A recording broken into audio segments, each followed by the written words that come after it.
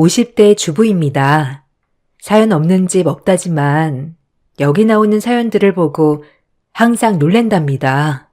저 역시도 사연이 많아요. 오늘은 제 이야기를 써볼까 합니다. 전 어렸을 때 집이 가난하여 중학교까지밖에 졸업을 하지 못하였어요.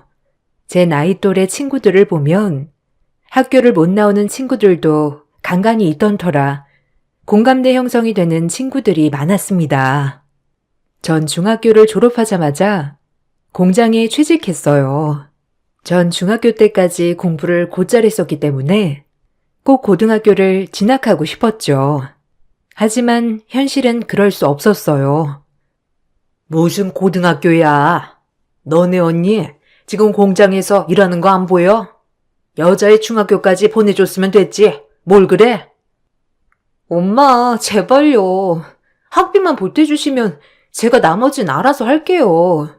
고등학교라도 나와야 은행에 취직이라도 하죠. 은행 같은 소리 하고 있네. 지금 한 푼이 아쉽다. 너도 중학교까지 보내줬으면 얼른 일할 준비해.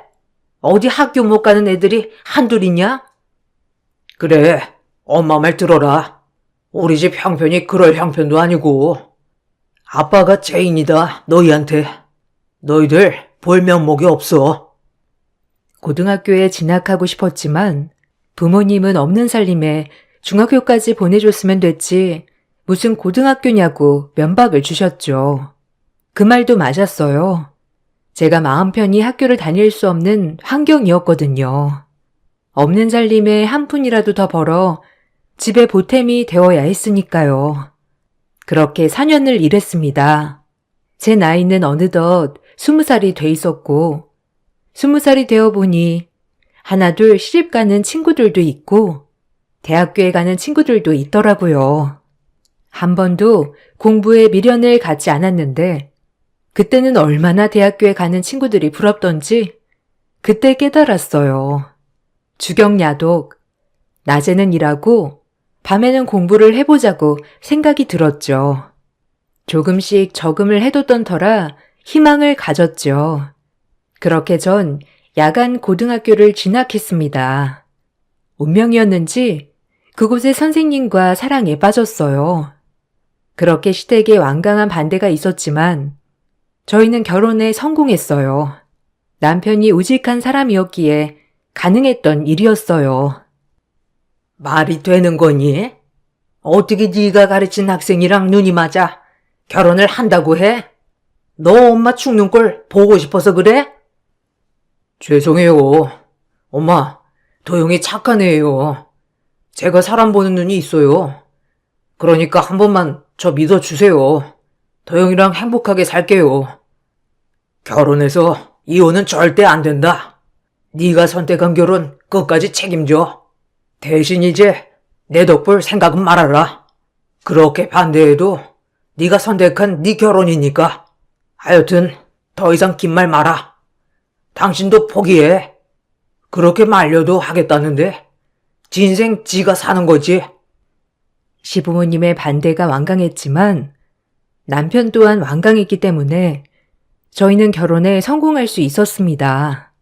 그리고 전 큰 집안 살림을 해야 했기에 학교를 그만두고 집안 살림에 전념했습니다. 그런 저는 시댁의 미운오리 새끼였죠. 나이도 어렸고 최종 학력도 중졸이었기에 시댁에서는 절 너무도 싫어했어요. 특히나 위로 형님 두 분이 계셨는데 그 형님들의 학벌이 석 박사는 기본이었거든요. 어머, 진짜 웃겨. 나 진짜 쇼킹이잖아. 도련님, 아니 이제 서방님이라 불러야 하나? 서방님도 어떻게 된 거 아냐? 그러게 말이에요. 아니 중졸이 웬 말이야? 그래도 기본은 맞춰줘야지. 나 우리 서방님이 정열파인 줄 몰랐네 진짜. 어떻게 조건을 안 볼 수가 있지? 그래도 웬만해야지. 안 그래요? 그래도 뭐 그러려니 해야죠. 차라리 잘 됐죠. 이 집 살림 아줌마 혼자 하기도 힘들 텐데 공짜 인력 생긴 거 아닌가요? 뭐 어이야 없지만 그렇게 죽고 못 산다는데 어쩔 수 없죠, 뭐. 아, 동서도 동서 매력이 뭐인 것 같아? 나 진짜 궁금해서 그래. 뭐 얼굴이 딱히 예쁜 것도 아니고, 그렇다고 집안이 좋은 것도 아니고. 네? 아, 저희는 그냥 둘만 생각했어요. 배경 이런 거 없이. 그리고 손익 형님들이니 당연히 형님들에게 깍듯이 하겠지만 무시하지 말아주세요. 병철 씨랑 결혼한 게 제가 두고두고 욕을 먹어야 할 이유가 되진 않는다고 생각하거든요. 형님들은 제 말에 아주 집이 떠나가라 비웃어댔습니다. 늘 그런 식이었어요. 시어머니와 시아버지도 저를 마음에 들어하지 않았지만 저를 아주 대놓고 괴롭힌 건 형님들이었죠. 형님들은 저와 말도 섞고 싶어 하지 않았고 가만히 계신 어머님의 속을 뒤집으며 저를 더 싫어하시게 부추겼죠. 그래도 다정한 남편을 생각하며 버텼습니다. 내가 선택한 결혼 후회하지 말자고요. 아니 어머님, 동서 오늘 아침에 밥 차리는 거 보셨어요? 본데 없이 자라서 그런지 밥도 그냥 아무렇게나 푸더라고요. 그거 제가 말하려고 했는데 아니 밥 퍼놓은 거 보고 저 엄청 놀랬잖아요. 어머님 보셨죠? 그런 것부터 티난다고 해야 하나? 아이고 그만 말해라 심란해. 어차피 기분 좋지도 않은 거 불난 집에 부채질 마라. 나도 속 터지는데 참고 있는 거야. 아니죠. 그런 거는 어머님이 따끔하게 한마디 하셔야죠. 안 그런가요? 아주 제멋대로 얼마나 날뛰는데요. 기강을 잡아야죠. 형님 말이 맞아요. 얼마나 날뛰는데요. 어머님이 좀 한마디 해주세요. 어디 지랑 우리랑 같나요? 꼭 똑같이 생각하는 것 같다니까요. 내버려 둬라. 너희들이랑 한참 비교되는 애다. 말해봤자 입 아픈데 뭘. 난 걔랑 얘기하려고 하면 머리부터 아프다. 알겠니? 형님들과 어머님은 제가 없는 줄 알고 저렇게 뒤에서 얘기하는 일이 허다했어요. 대부분은 형님들이 먼저 시작한 것이고요. 전 그렇게 온갖 무시를 견뎠죠. 그리고 저희는 신기하게도 세 며느리가 각각 차례대로 임신을 하였어요. 큰형님이 먼저 아이를 갖자 둘째 형님 그리고 저 이렇게 순서대로 말이에요. 형님들은 임신을 하자 집안일에서는 완전 손을 떼었죠. 그런 형님들을 어머님은 보고만 있었고요. 온갖 집안일은 다 제 차지가 되었습니다. 서러웠던 일이 한두 가지가 아니었어요. 가뜩이나 하지 않는 집안일이었지만 임신하자마자 딱 손을 떼더라고요. 큰 집안일은 제 몫이었습니다.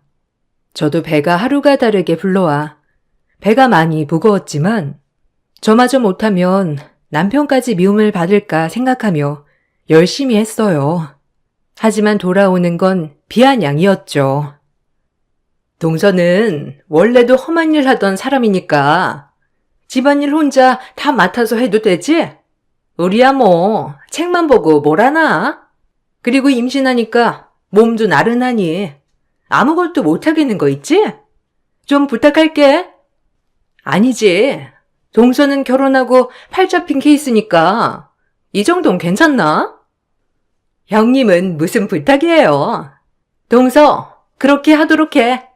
어머님도 암묵적으로 동의하신 일이기도 하고 동서 임신했다고 우리랑 똑같이 아무것도 안 하려 들면 곤란해. 알겠어?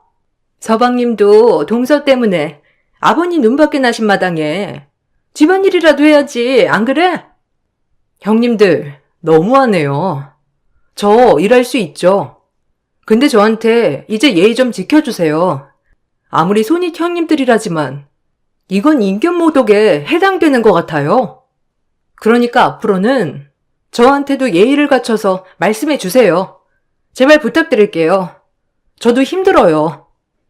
어머, 동서, 말 되게 웃기게 한다. 누가 보면 우리가 동서 쥐잡듯 잡는 줄 알겠어. 어디 무식하게 우릴 그런 여자들 취급해? 그러게요, 진짜. 웃겨? 뭐 눈엔 뭐만 보인다더니 동서 주변에 죄다 피해의식이 있는 사람들 뿐이구나? 작작해. 그리고 공장일 하던 거에 비하면 집안일은 껌이지, 안 그래? 그런 식으로 주제 파악 못하면 정말 곤란해. 알겠지? 제가 형님들에게 예의를 갖춰달라고 말이라도 할 때는 형님들은 저를 피해 망상에 심한 여자로 몰아갔죠. 그렇게 전 혹독한 시집살이를 건디며 홀로 아이를 뱃속에 품고 감내해야만 했었죠. 남편 외엔 아무도 저의 편이 없었거든요. 그렇게 입덧티도 못 내고 형님들 시중까지 들어가며 집안일을 했어요. 형님들이 출산을 하고 나서도 모든 일이 저의 일이 되었죠. 형님들은 본인들과 똑 닮은 딸들을 낳았어요. 그리고 곧이어 저도 아이를 낳았습니다. 아버님께서 노래를 부르던 아들이었죠. 어머, 아들이라고? 참나, 말도 안 돼. 그럼 뭐해? 정말 내놓은 자식 아들인데. 신경 쓰지 마, 동서. 설마 아들 하나 낳았다고 변하겠어? 당연하죠.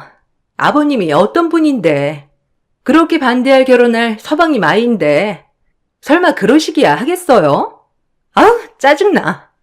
왜 하필이면 그 물건한테 아들을? 아우, 속상해 정말. 동서 절대 기어오르지 못하게 단단히 우리가 눌러놔요, 형님. 당연하지. 자기가 어디라고 우리한테 까불어? 절대 안 되지. 아들 낳으면 다야. 우리도 둘째 낳으면 돼. 그럼 지금이랑 다를 거 없어. 형님들은 거실에서 이런 얘기를 하고 있더군요. 너무 어이가 없었죠. 저만 아들을 낳은 것도 형님들에겐 미움의 대상이었어요. 그리고 제가 아들을 낳자 형님들의 괴롭힘은 더 심해졌어요. 아무래도 혹시나 아버님 재산이 많은데 그것이 손자한테로 갈까봐 하는 마음 때문이었죠. 전 아들이 주는 기쁨을 나날이 느끼며 하루하루 살아갔어요. 집안일이 생각보다 많이 고됐지만 아들의 재롱을 보는 날 때문에 힘든 것도 잊어버렸죠. 저는 그렇게 아들과 남편만을 위해 살았어요. 아무래도 시어머니와 시아버지는 손녀인 형님들 딸들보다 저희 아들을 조금 더 예뻐하는 눈치였지만 저 때문에 확 예뻐하진 않았어요. 그것도 아들한테 참 미안했죠. 괜히 엄마 잘못 만나 할아버지 할머니의 사랑도 못 받는 것 같아서 말이에요. 하지만 이 집의 아들 파워는 대단했어요. 그렇게 절 미워하였던 시어머니는 저만 아들을 낳자 눈에 띄게 제 아들만을 싸고 돌았습니다. 아무래도 여자아이들은 시집가면 그만이라는 생각을 가지고 계신 옛날 사람이었으니까요. 제 인생에서 가장 행복했어요. 그래도 사랑받는 아들을 볼 수 있으니 말이에요. 나 윤우랑 마실 좀 다녀올 테니 집 잘 보고 있어라. 그리고 어미, 오늘 닭곰탕 좀 끓여놓고 먹고 싶단다. 어머, 어머님은 윤우만 데리고 가시게요? 우리 아영이랑 아윤이도 있는데 꼭 윤우만 데리고 다니시더라? 내가 또 언제 윤우만 데리고 다녔다고? 아영이랑 아윤이도 그럼 옷 입히거라. 같이 데리고 가지 뭐. 닭곰탕 해놓고. 네, 어머님. 닭곰탕 해놓을게요. 걱정 마세요. 아영이 잘 챙겨주세요. 그래도 어머님 첫 손녀잖아요. 시어머니는 노골적인 편에는 아니었지만 은근히 제 아들만 데리고 다니고 싶어 했죠.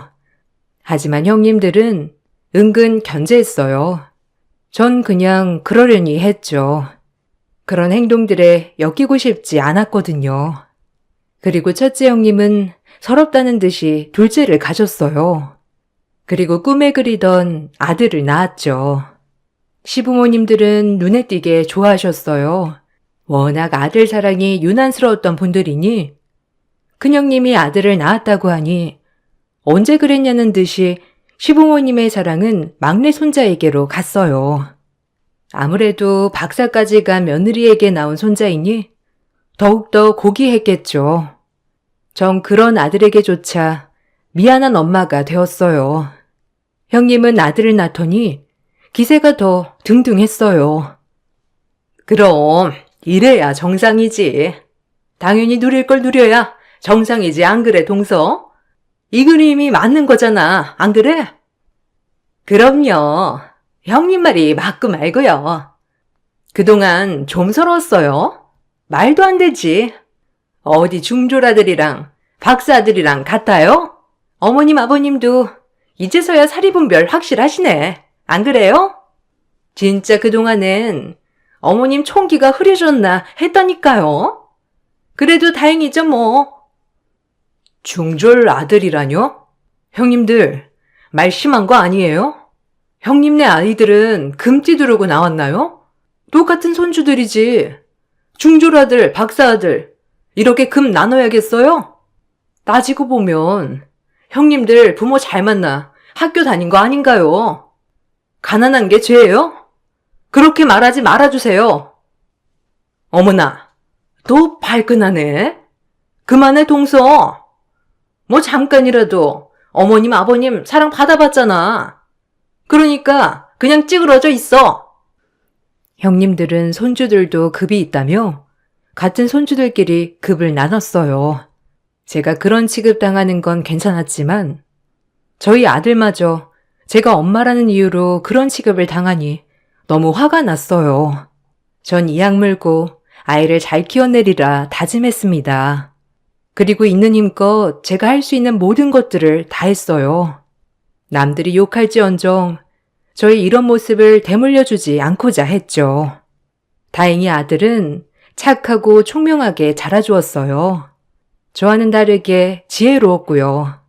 그리고 저는 그때부터 열혈맘이 되었습니다. 정말 다행인 건 열혈맘인 저에게 저의 아들은 총명 그 자체였습니다. 본인이 먼저 자기주도 학습을 하였고 공부에는 이미 탁월했으니까요. 그렇게 밥 안 먹어도 배부른 나날이었죠. 그리고 전 분가를 꿈꿨습니다.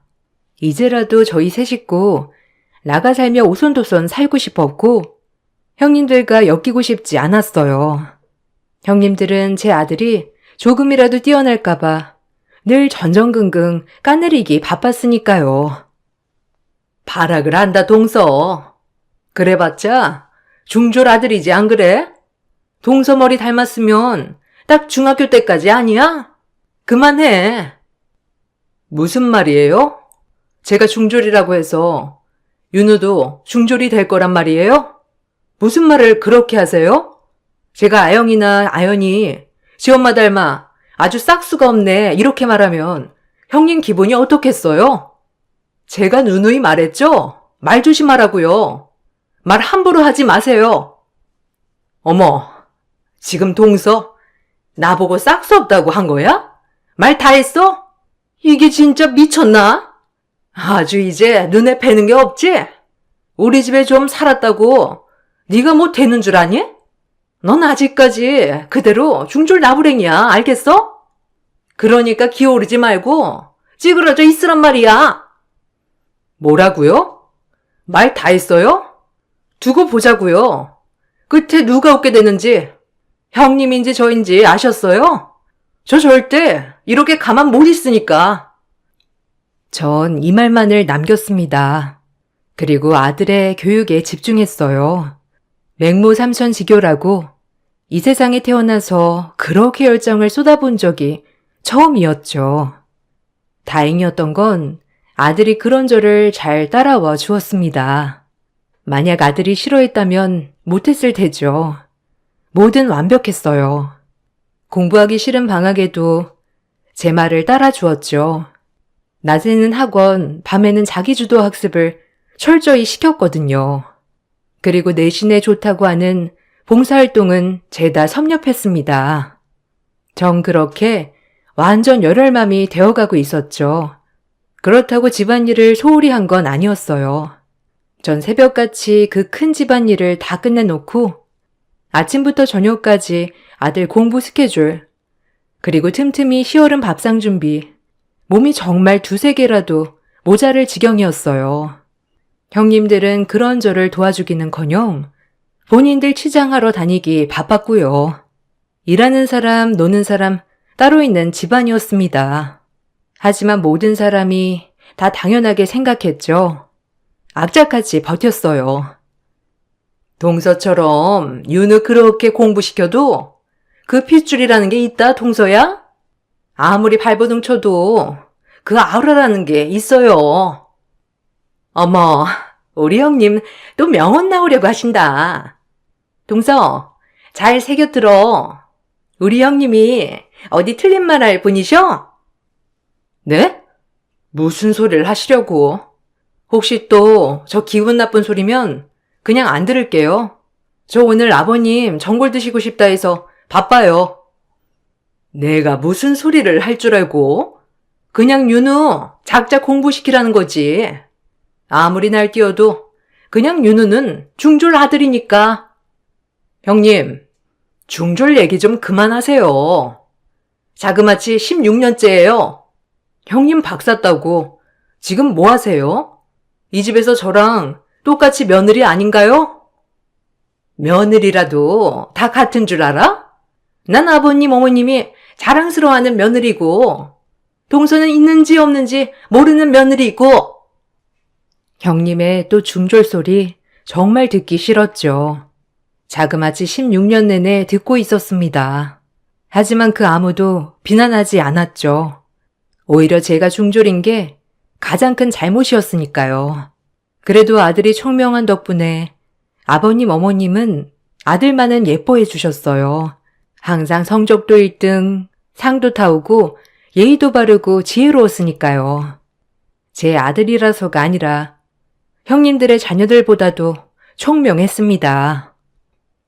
아니, 윤우가 너 학급에서 1등이야? 참나, 넌 누구 닮아 이리 총명하냐? 어려서 나를 보는 것 같단 말이지. 에이구, 그러게요. 우리 윤우가 어렸을 적 하랩이랑 지 아빠 쏙 빼닮았지 뭐예요. 우리 윤우 덕에 웃는다 아주. 아, 윤우가 또 1등 했구나? 아영이는 2등 했던데. 아버님, 아영이랑 윤우랑 간발의 차예요. 다음엔 아영이가 1등 할걸요? 물려받은 지식 어디 가겠어요. 길고 짧은 건 대봐야 알죠. 아, 그리고 우리 아연이도 이번에 반장 선거 나가게 됐다니까요. 아이고, 우리 아연이, 우리 막내 손자. 이 할아비 닮았으면 반장 당연히 되겠지. 안 그러냐? 아주 손자들 덕에 내가 이 나이에 이렇게 기쁘구나. 웃는 날이 없었는데 요즘에 손자들 보는 낙에 산다니까. 아무쪼록 너희 자식 농사 잘 지었다. 그러게요, 아버님. 감사해요. 그래도 엄마 머리도 닮을 수 있는데 윤우는 좀 더 두고 봐야 하지 않겠어요? 농담. 제가 살면서 느낀 것은 제가 중졸이 아니었다면 형님은 무슨 낙으로 살았을까라는 생각을 수도 없이 했죠. 그 정도로 저만 보면 중졸. 어느 날 저와 형님들이 저에게 또 비아냥대면서 말을 하는 것을 제 아들이 들었죠. 가지가지였어요. 아니, 웃기지 않아요? 아버님도 항상 윤우 얘기하는 거 보면 그래도 아연이가 진짜 손자지. 어디 윤우랑 비교해? 괜히 그러시는 거지. 동서는 아버님 몰라? 아버님이 그 많은 재산 어디 나중에 중졸 아들한테 물려주실까? 그래도 요새 윤우 너무 예뻐하는 거 보면 좀 쎄하지 않아요? 전 이러다가 저들한테도 이 재산 나눠줘야 할까봐 걱정이에요. 동서, 걱정 마. 아버님이 바보가 아닌 이상 며느리로 생각지도 않은 사람한테 재산을 주시겠어? 퍽도 걱정 마셩. 아들은 큰엄마들의 얘기를 들었다고 했어요. 그 말을 듣고 할아버지의 사랑도 의심이 된다고 하였죠. 또 형님들에게 무턱대고 덤비지 않았지만 방에서 막 울더라고요. 그 모습을 보니 마음이 찢어지는 것 같았습니다. 엄마 잘못 만나 괜한 소리 듣고 있는 거 아닌가 해서요. 전 그런 아들이 우는 모습을 지켜보며 아들에게 미안하다고 사과를 했어요. 하지만 아들은 절 위로해 주더군요. 미안해. 엄마 때문에. 엄마가 진짜 가난했거든. 그래서 학교를 못 갔어. 우리 윤우도 이런 엄마가 창피하지? 아니야. 엄마, 내가 미안해. 엄마가 그동안 어떻게 살아왔는지 다 아는데 내가 더 열심히 해서 엄마 소름 갚아줄게. 아니, 우리 아들은 지금 충분히 잘하고 있어. 더 이상 애쓰지 않아도 돼. 그냥 엄마는 윤우가 엄마처럼 어디를 가더라도 무시당하지 않고 살았으면 좋겠어. 그것뿐이야. 미안해, 우리 아들. 엄마가 우리 아들한테는 미안하단 말밖에 할 말이 없어. 이 시간 이후부터 미안해하지 않기. 난 엄마 때문에 너무 행복하고 엄마라는 사람이 내 엄마라서 너무 좋아요. 아들의 한마디가 제 인생 모든 서름을 해결해 주는 것 같았습니다.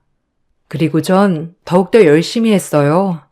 시부모님의 봉양도 그리고 아들의 뒷바라지도 말이죠. 무엇을 바라고 한 건 아니었고 그저 제가 당연히 해야 할 일이라고 생각했어요. 아들은 원래도 열심히 공부하는 스타일이었지만 그날이 있고서 더욱더 이를 갈고 공부했습니다. 오히려 제가 나서서 말릴 정도였죠. 윤우야, 좀만 천천히 해. 오늘은 잠 좀 자고, 이러다 병 나겠다. 원래 하던 대로 해. 그래도 충분해, 윤우야. 너무 욕심내면 힘들어. 아니요. 두고 보세요, 엄마. 제가 엄마 소름 한 번에 갚아드릴게요. 엄마, 우리 셋이 나가 사는 게 소원이라고 하셨죠? 에이, 그건 그냥 하는 말이지. 아마 네 큰엄마들도 그럴걸. 원래 며느리들은 다 그래. 그런 거 신경 쓰지 마. 아들은 제가 듣기라도 좋게 말해주었죠. 그리고 그로부터 3년 후 아들은 서울대 의대에 합격했습니다. 물론 큰형님 딸은 일반 사립 4년제 대학을 갔죠. 저희 집은 그야말로 경사였어요. 형님들도 입을 다물지 못했고 아들의 의대 합격증을 보는 날 전 정말 까무러칠 뻔했으니까요. 내 평생 모든 서름이 보상되는 순간이었죠. 너무 깊은 눈물이 흘렀습니다. 엄마, 저 드디어 합격했어요. 이제 엄마도 두 발 뻗고 푹 쉬세요. 그리고 엄마 인생 사세요, 이젠. 그동안 저 뒷바라지 해주느라 못하셨던 거 지금이라도 많이 하셨으면 해요. 고마워요. 엄마 아니었으면 저 서울대는 꿈도 못 꿨을 거예요. 고마워, 윤우야. 정말. 엄마가 뭘 했다고 쉬어. 지금부터 진짜 우리 아들 잘 해먹어야지 체력 안 떨어지게. 의사 공부하는데 엄마가 가만히 있을 수 있겠어? 너무 장하고 고맙다, 윤우야. 할아버지 할머니도 이 사실 알면 기뻐하실 거야. 엄마 너무 기뻐. 아들이 서울대 의대에 합격하고 무뚝뚝하던 시아버님 20년 꼬박 밥을 차려드렸음에도 고맙단 소리 한번 들어보지 못했지만 제 아들 서울대 의대 합격증 가지고 온 날 처음으로 제게 말씀하셨습니다. 처음이기에 더욱더 가슴에 와닿았고요. 아유, 우리 집에 의사가 나온다니? 아유, 고생했다, 윤우야. 내 자랑스러운 손자.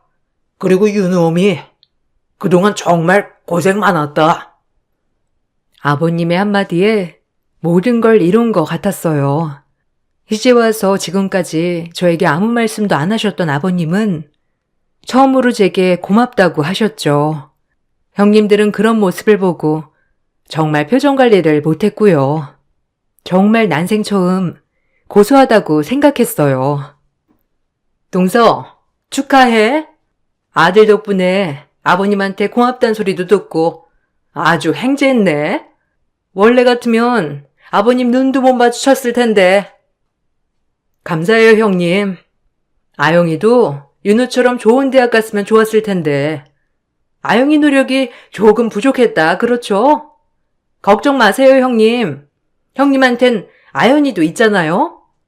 아연이가 서울대 의대에 들어가 주겠죠, 뭐.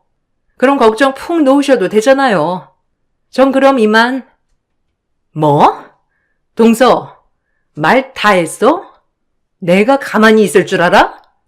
우리 아연이 얼마나 대학 잘 가는지 두고 보자고. 내가 너 코 납작하게 할 거야. 형님의 약을 바짝 올려놨습니다. 얼마나 고소하던지. 그리고 그의 구정이 되었어요.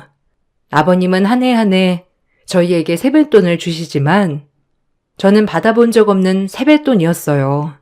아버님이 한 말씀 하셨죠. 그 말에 형님들은 박장대소를 했습니다. 아주 크게 말이죠. 저 역시도 그 말을 듣고 심장이 두근거렸어요. 그 이야기는 명절 세뱃돈을 학력 순서대로 준다는 말이었죠. 심장이 벌렁거렸습니다. 이번 명절에 학력 순서대로 세뱃돈을 줄 거다. 아들, 며느리, 손자, 손녀 할 거 없이 전부 다 말이야. 그런 줄 알고 있어. 어머머, 학력 순서요? 그럼 중졸인 동서는 도대체 얼마나 주시려고? 에이, 너무하셨다, 아버님. 동서, 안 그래? 어머, 그러게요.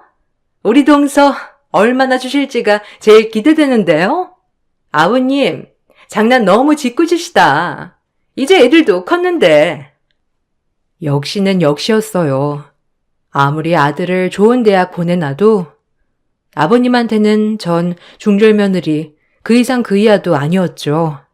형님은 그럴 줄 알았다며 둘째 형님과 박장대소를 하는데 한편으로 자존심이 너무 상했어요. 제 아들도 그 소리를 듣고 있었거든요. 정말 자존심이 상했습니다. 그렇게 자존심이 상한 채 아버님과 어머님에게 차례대로 세배를 올렸어요. 형님들은 아버님에게 돈 봉투를 받고 싱글벙글 난리가 났죠. 그리고 저의 차례가 되어 제 앞에 봉투를 내미는 시아버님. 전 뜯지 않았어요. 형님들이 비아냥될 게 분명했기 때문이죠. 하지만 형님들이 뜯어보라고 성화를 하는 바람에 결국 아버님이 주신 세배 봉투를 뜯었습니다. 하지만 제 생각과는 다르게 놀라운 것이 있었죠. 뜯어봐, 동서. 그래도 아버님이 주신 건데 앞에서 오픈은 해야지, 안 그래? 우리도 다 뜯었잖아. 동서는 얼마야, 어? 그러게요. 동서, 얼른 열어봐. 이거 예의 아니다. 그래도 아버님이 특별히 챙겨주신 설날 보너스인데 얼른 열어봐. 어머, 이건 집문서 아니에요, 아버님? 어떻게 이런 집문서를 저에게... 아니, 여기 아버님이 가지고 계시는 광교 아파트잖아요. 아버님은 저에게 집문서를 주셨습니다. 형님들에겐 각 100만 원씩, 그리고 저에겐 광교의 아파트 하나를 선뜻 주셨죠. 전 너무 놀란 나머지 이게 맞는 건지 형님들과 바뀐 게 아닌지 믿을 수가 없었죠. 하지만 아버님은 제 모습을 보고 말씀하셨어요. 그동안 너무 고생했다, 막내야. 내가 너무 무심했지. 처음엔 정말 중졸이어서 싫었단다. 하지만 널 알면 알수록 시간이 지나도 변하지 않는 네 마음, 꾸준함, 그리고 무엇보다 우리 손자가 훌륭하게 자란 것도 다 네 덕분이더구나. 내가 그동안 너무 몰랐지. 미안하다. 이걸로 네 마음이 풀리진 않겠지만 이 못난 시애비를 용서해 주겠니? 앞으로 뭐든 큰 며느리, 둘째 며느리 할 거 없이 나한텐 다 똑같은 며느리다. 그것만 알아두렴. 많이 서러웠지? 참 미안하다. 내가 진작 너한테 주고 싶었던 거야. 아니, 어떻게 이런 걸... 아버님, 제가 이걸 받아도 되나요? 그저 전 제가 주어진 일을 했을 뿐인데 너무 과하신 것 같아요. 아버님의 말에 정말 폭풍 오열을 했어요. 형님들은 집문서를 보자마자 노발대발 난리가 났고요. 이런 법은 없다면서요. 그 소리가 귀에 들려오지 않았죠. 얼마나 눈물이 나던지 전 말을 이을 수가 없었어요. 그런 저를 아들이 꼭 껴안아 주었죠. 아, 집문서라뇨? 그것도 광교 아파트를? 너무하신 거 아니에요? 아니 아버님, 저희는요? 그럼 저희도 주셔야 하는 거 아니에요? 그러게요. 아니, 너무하세요. 어떻게 동서한테만 집문서를 주실 수 있어요? 상도가 있지. 그것도 막내를. 아버님, 감사합니다. 정말 제가 뭐라고 말을 해야 할지. 형님들은 그동안 편하게 누릴 거 누리셨잖아요. 욕심 좀 그만 내세요. 그래, 어미 말이 맞다. 욕심이 과하면 달이 나는 법이지. 아주 처음부터 지금까지 욕심이 덕지덕지. 너 욕심 챙기기 전에 니네 아이들이나 똑바로 키워 이것들아. 너 크네. 아영이는 대학 망쳤어도 아연이 대학 망치는 날엔 내가 가만 안 있는다. 알겠어? 그리고 이제부터 이 집의 중졸 며느리라고 입에 올리는 사람은 내가 요절을 낼 줄 알아. 이 집에서 쫓겨나고 싶지 않으면 그 입 다물어. 아니, 그래도 그렇죠. 아버님, 이건 너무 편파적인 거 아닌가요? 저 아직 아연이 남았는데 그땐 뭘 주시려고 그러는 거예요? 크네. 큰 소리 치는 거냐 지금? 어디 한번 보자. 네가 얼마나 아연이 대학 가는데 노력을 하는지.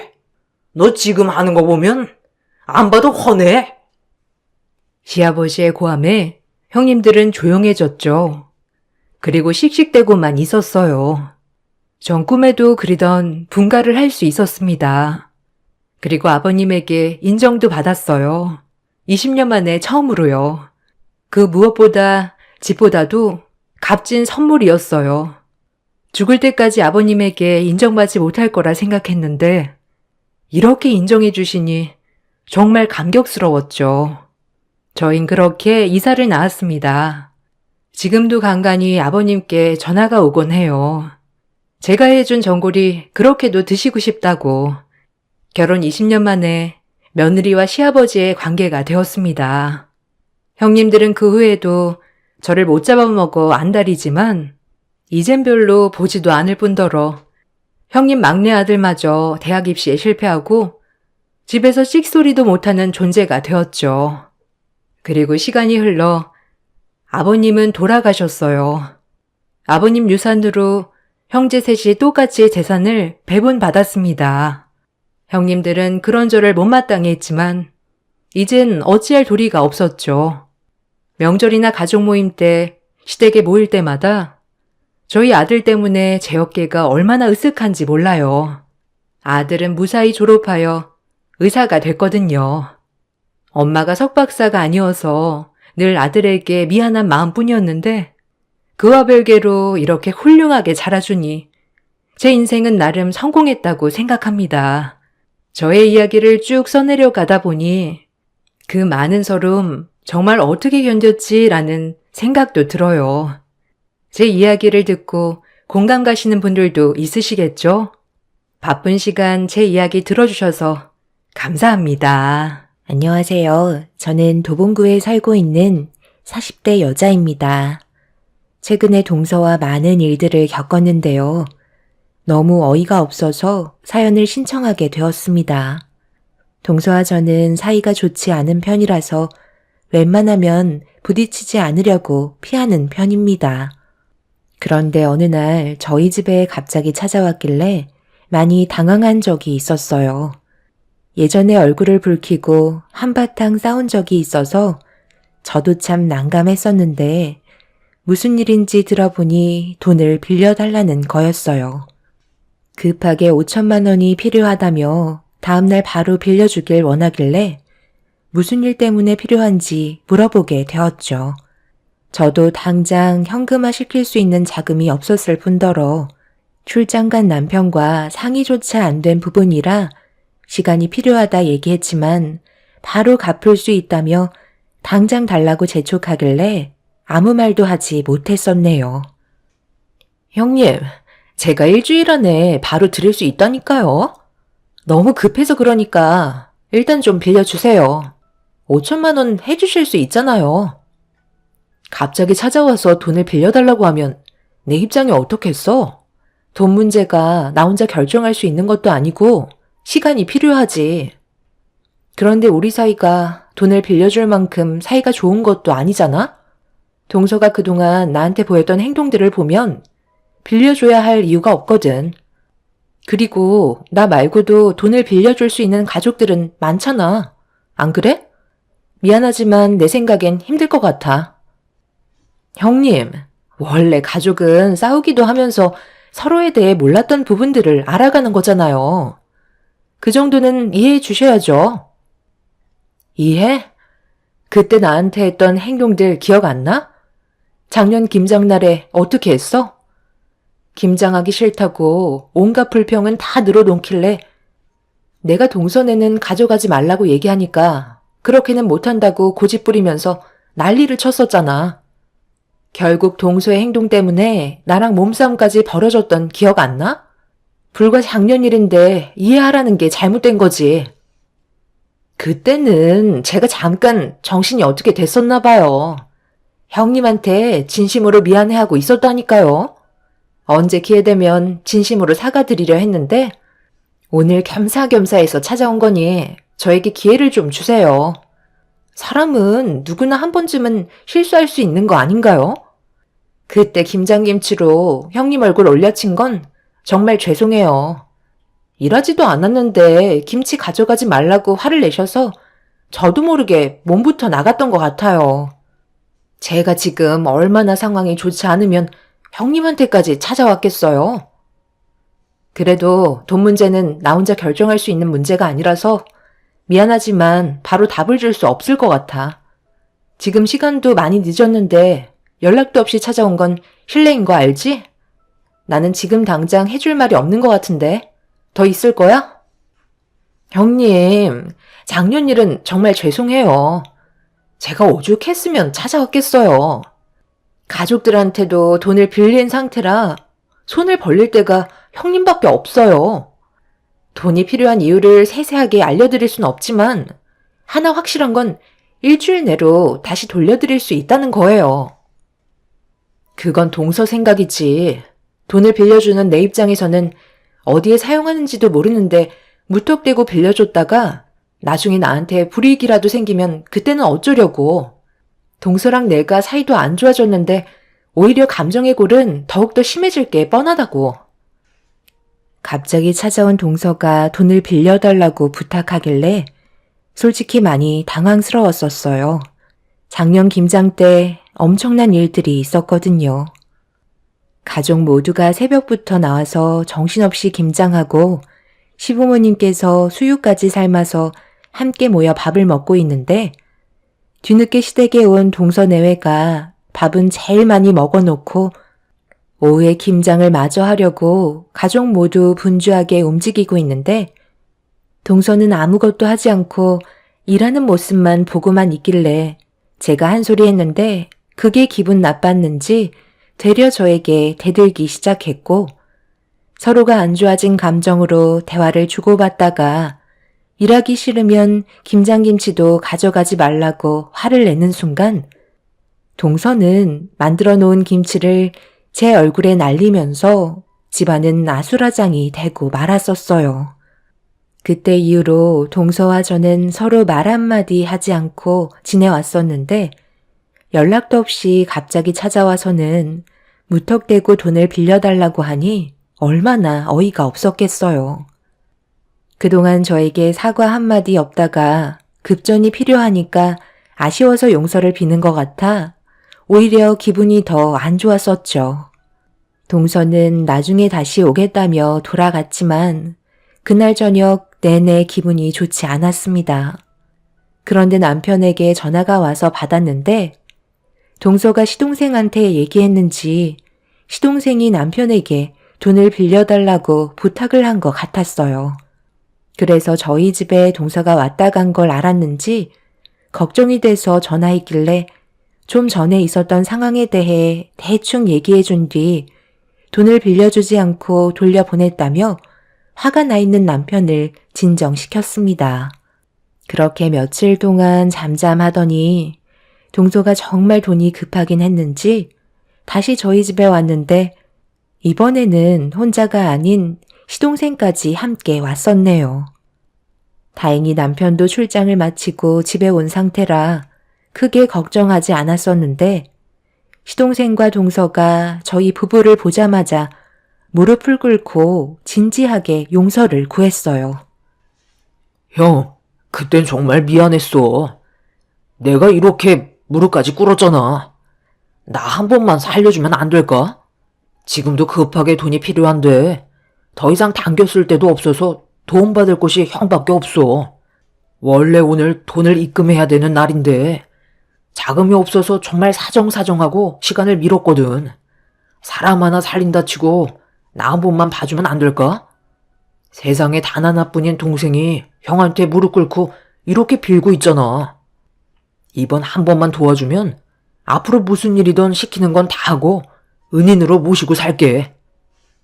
도대체 어디에다가 돈을 쓰길래 여기저기 전부 다 빌려서 감당도 안 될 정도로 만들어 놓은 거야?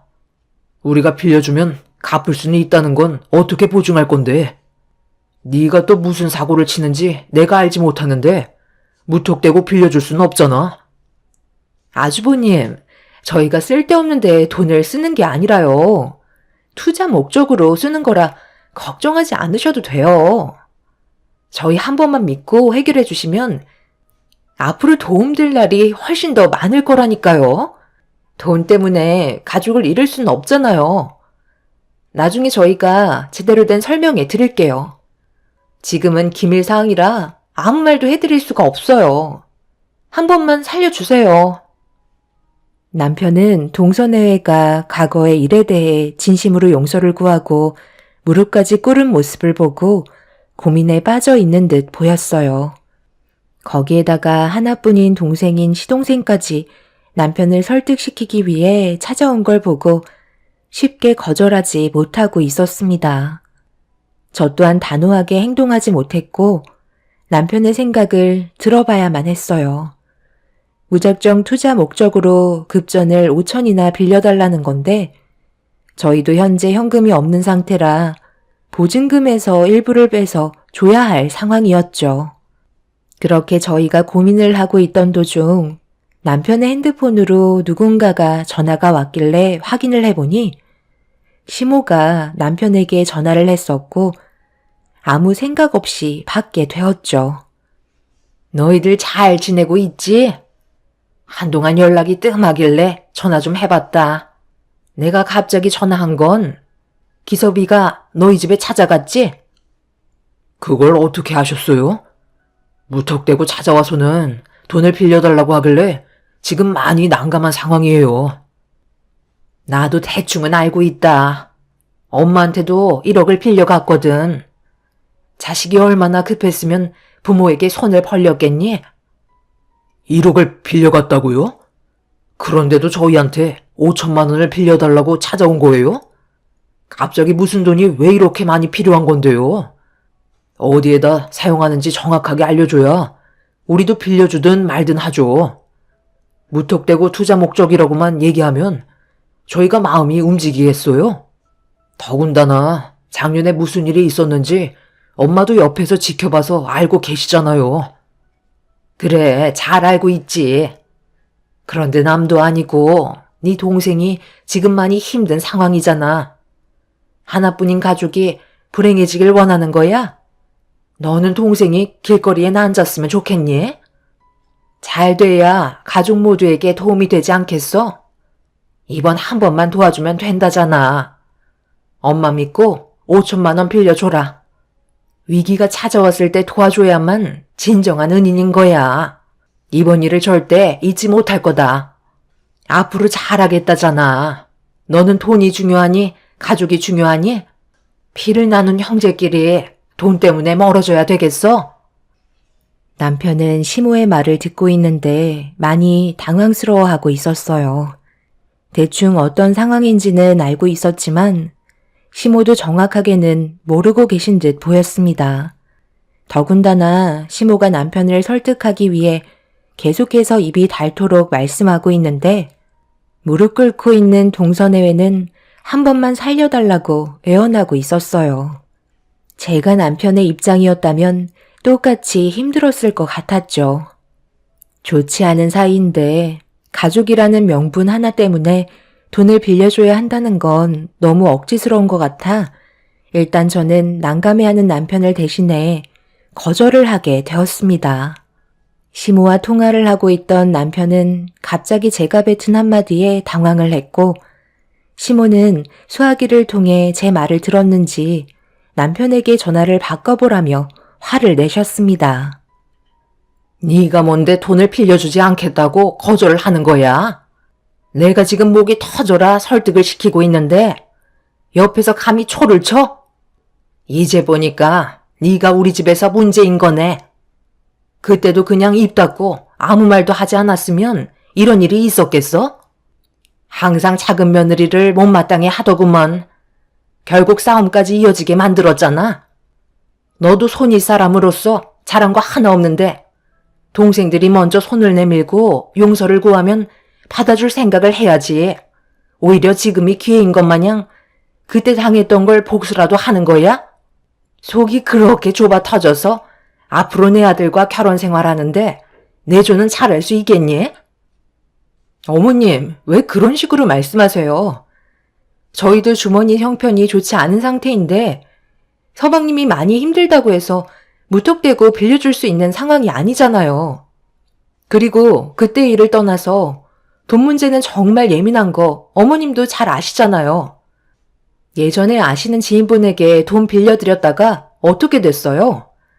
도망가서 잠적하는 바람에 아직까지 못 받고 계시지 않나요? 그 말이 왜 여기서 나와? 너는 남이랑 가족이랑 똑같니? 괜히 쓸데없는 얘기 하지 말고 당장 자금 준비해서 빌려주도록 해라. 괜히 나한테까지 안 좋은 이미지 박히고 싶니? 좋은 말 할 때 하라는 대로 하고 이번 주 주말에 모두 다 집으로 와라. 시모는 제가 돈을 빌려주지 않겠다고 얘기하자 화가 머리끝까지 올라오셨고 상황은 점점 안 좋게 만들어 가셨어요. 남편도 문제가 점점 커지는 게 싫었는지 저와 진지하게 대화를 이어나가면서 돈을 빌려주는 쪽으로 얘기하길래 어쩔 수 없이 남편의 말을 따르기로 결정하게 되었어요. 남편도 기분이 좋은 건 아니었지만 이번 계기로 인해 동서내외와 사이가 좋아지면 앞으로 가족 모두에게 좋은 영향을 줄 것 같아 고심 끝에 결정한 거였죠. 그렇게 저희는 어쩔 수 없이 보증금의 일부를 빼서 동서에게 급전 5천만 원을 빌려줬고 돈을 받은 동서내외는 최대한 빨리 갚겠다며 몇 번이나 감사하다고 고개를 숙였습니다. 가족이기 때문에 믿고 빌려줬었는데 시간이 지날수록 동서내외의 태도는 점점 안 좋아지기 시작했어요. 돈을 빌려줬다고 해서 어떻게 그 날짜에 딱 맞춰서 돈을 받을 수 있겠니? 시간을 두고 기다려주면 알아서 갚을 텐데 빌려줘 놓고도 욕을 먹어야 되겠어? 하여간 이래서 집안 형편이 안 좋은 너를 며느리로 드리고 싶지 않았던 거다. 어머님, 저희 집안과 돈을 빌려준 게 무슨 상관이에요? 잘 살든 못 살든 빌려주고 약속된 날짜에 갚는 건 당연한 거라고요. 이래서 돈 관련해서는 가족들끼리 거래하지 말라는 건데 어머님이 하도 난리를 치시는 바람에 어쩔 수 없이 저희 사정이 어려워도 보증금 빼서 5천만 원 빌려준 거잖아요. 그럼 고맙게 생각하면 전체 금액을 한 번에 못 갚아도 일부는 줄 수 있는 거 아닌가요? 형님, 저희가 안 준다고 한 거 아니잖아요. 일단 조금만 더 시간을 달라는 건데 그게 그렇게 어려운 거예요? 얼마 되지도 않는 코 묻은 돈, 솔직히 가족끼리는 안 받아도 될 정도의 금액 아닌가요? 절대 까먹지 않을 테니까 시간을 가지고 기다려 주세요. 만날 때마다 돈 얘기 꺼내면 저도 정말 스트레스 받는다고요. 어머님, 저희 먼저 일어날게요. 이런 기분으로 어떻게 한자리에 모여 식사를 할 수가 있겠어요. 돈 빌린 것도 서러운데 가족이 무슨 사채업자도 아니고 약속한 시간 지났다고 사람을 이렇게까지 쪼으면 되겠어요? 차라리 이런 모임 가지느니 따로 만나는 게 좋을 것 같아요. 동서, 말 참 웃기게 한다. 불과 며칠 전까지만 해도 꼴랑 5천만 원이 없어서 무릎 꿇고 도와달라고 눈물까지 흘렸으면서 코 묻은 돈 가족끼리 뭘 봤냐고? 이제야 본색을 드러내는 거야? 빌려갈 때는 전부 다 연기였다는 거지? 어쩜 사람이 이렇게 뻔뻔할 수가 있어? 이번 주 내로 빌려준 돈 갚지 않으면 우리도 가만히 있지 않을 거야. 알겠어? 참는 것도 정도가 있다고. 아, 알았어요. 주면 되잖아요. 그깟 5천만 원 가지고 엄청 떽떽거리시네. 귀청 떨어지는 줄 알았어요. 어머님, 저희 먼저 일어날게요. 동서내외는 저희와 대화를 섞고 싶지 않다며 식사를 하던 도중 자리에서 먼저 일어나 집으로 돌아갔고, 시모는 좋았던 분위기 제가 다 망쳤다면서 저에게 온갖 막말을 퍼부으셨습니다. 제 날짜에 돈을 꼭 갚겠다며 각서까지 써놓고 얼굴에 철판을 깔고 있는 동서가 누가 봐도 잘못한 건데 왜 제가 욕을 먹어야 하는지 이해를 할 수가 없었어요. 저희가 여유 자금이 있는 상태에서 빌려준 것도 아닌데 시모는 왜 저희 입장에서는 한 번도 편을 들어주지 않는 건지 이해할 수 없었습니다.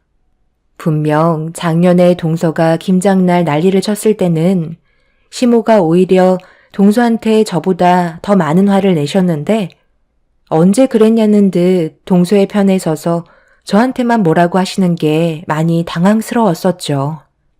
여우 같은 동서가 무언가로 시모를 구워 삶은 것 같았습니다. 저희 부부도 안 좋은 분위기 속에서 시댁에 계속 있을 수 없다 보니 어쩔 수 없이 집으로 돌아왔어요. 그런데 시모는 운전하고 있는 남편에게 전화를 걸어서는 여자 하나 잘못 만나서 인생 말아먹었다며 돈만 밝히는 여자라고 차라리 다른 여자 만나서 사는 게 훨씬 좋을 것 같다는 말을 거침없이 꺼내셨네요. 주변에 아는 여자들도 많으니 당장 이혼하라는 말에 너무 화가 나서 남편에게 차를 돌리라고 저도 화를 냈어요. 남편은 가봤자 좋을 거 하나 없다면서 급하게 전화를 끊었고 시모는 받을 때까지 계속해서 남편에게 전화를 걸었습니다. 저도 할 말은 해야 할 것 같아 남편의 전화를 대신 받았죠. 당장 내 아들 바꿔라. 누가 너랑 통화하고 싶다고 했니? 목소리 듣고 싶지 않으니까 내 아들 바꾸래도? 어머님, 동서한테 뭐 책 잡힌 거라도 있으세요? 왜 저를 못 잡아먹어서 안달이세요? 제가 뭘 잘못했나요? 솔직히 터놓고 얘기하면 저는 동서에게 돈 빌려주고 싶지 않았는데 어머님이 하도 난리를 치셔서 어쩔 수 없이 빌려준 거잖아요. 그럼 동서도 저희 집안 사정을 알면 다는 아니더라도 일단 일부는 갚을 수 있는 건데 좀 전에 동서의 행동이 어땠어요? 평생 갚지 않을 것처럼 얘기하지 않았나요? 거기에다가 코 묻은 돈이라고 말까지 했는데 제가 그 말을 듣고 가만히 있었던 것도 아버님 어머님 앞에서 화내고 싶지 않아서 그 정도로 넘어간 것뿐이라고요. 그래서 뭐 어쩌라는 거야? 당장 돈도 없는 애들한테 뭘 어떻게 받겠다는 건데? 애들이 계획이 다 있겠지. 그럼 기다리면 되는 거 아니니? 네가 이러면 이럴수록 가족 간의 분열이 생긴다는 거 몰라? 빌려줬으면 갚을 때까지 기다려라 좀. 그리고 둘째가 말한 거 하나도 틀린 거 없는데? 1억 빌려준 나도 재촉하지 않고 가만히 있는데 꼴랑 5천만 원 빌려준 네가 내 앞에서 난리를 치면 되겠니? 누가 커지 아니랄까봐 너도 참 불쌍하다. 내 아들은 돈 많은 여자 차고 넘치는데 하필 너를 만나서 고생만 죽어라 하고 마음 같아선 지금 당장 이혼시키는 게 내가 바라는 거다. 나도 지금 억지로 참고 있으니까 더 이상 입도 뻥끗하지 마라. 한 번만 더 모임 있을 때 얼굴 붉히고 신경에 거슬리는 얘기하면 그땐 정말 끝을 볼 줄 알아. 시모는 입에 모터를 단 것 마냥 쉬지 않고 저에게 상처되는 막말을 퍼부으셨어요. 정말 너무 마음이 안 좋았지만 꾹 참고 있었습니다. 분명 제 잘못이 아닌데도 왜 욕을 먹어야 하는지 이유를 알지 못해 시모에게 너무 서운했었어요. 그렇게 동서가 돈을 갚을 때까지 기다리게 되었고 그 시간이 일주일이 지나 한 달이 지나고 세 달이 지나갈 때쯤 기다리다 지친 저도 더 이상은 참을 수 없어 동서에게 전화를 걸었습니다. 예상했던 대로 제 전화를 피하더라고요. 처음에는 그러려니 했는데 전화를 받지 않는 게 일부러 저를 피하고 있다는 걸 느낄 수 있었습니다. 시모도 이런 점에 대해 알고 계셨지만 참견하지 않으셨어요. 결국 참고 또 참았던 저는 감정이 폭발하게 되었고 동서의 집을 찾아가게 되었습니다. 그런데 문을 아무리 두드려도 동서 내외는 나오지 않더라고요. 거실에 불은 켜져 있었는데 나오지 않는 걸로 봐선 제 얼굴을 보고 문을 열어주지 않는 것 같았습니다. 이미 화가 머리끝까지 올라온 상태라 동서네이가 집에서 나올 때까지 기다리게 되었고 한참의 시간이 지나 동서네이가 현관문을 열고 나오길래 기회를 놓치지 않고 동서를 붙잡고 집 안으로 다시 밀친 다음 분노한 얼굴로 동서네이를 노려보며 화를 내기 시작했네요. 집으로 돌아간 줄 알았는데 몇 시간 동안 문 앞에 서 있을 거라고 예상하지 못했는지 동서는 많이 당황스러워하는 얼굴로 저를 바라봤습니다. 이건 불법 침입인 거 모르세요? 무턱대고 저희 집에 찾아오시면 어쩌자는 거예요? 경찰에 신고하면 좋겠어요? 경찰에 신고해. 누가 겁나는 줄 알아? 동서, 정말 너무하다고 생각되지 않아? 우리가 언제까지 기다려야 하는 건데? 아, 돈 때문에 오신 거구나?